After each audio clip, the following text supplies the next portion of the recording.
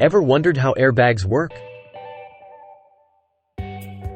It's a mix of chemistry, physics, and rapid timing. When a car crashes, sensors detect a sudden stop.